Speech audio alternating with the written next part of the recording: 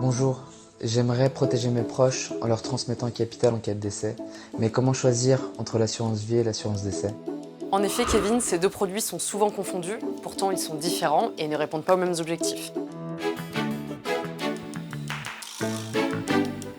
L'assurance vie est avant tout un moyen d'épargner.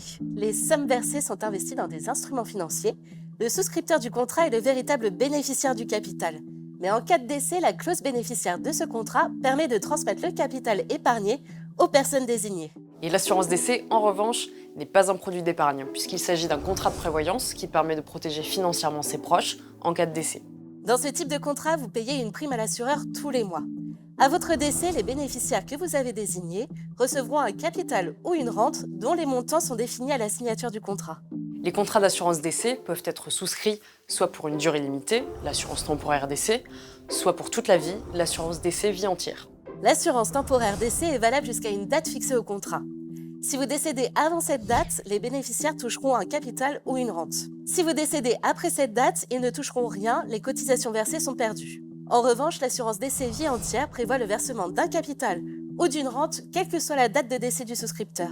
Quel que soit le type d'assurance décès, l'assureur peut demander de remplir un questionnaire médical et il convient d'y répondre de bonne foi.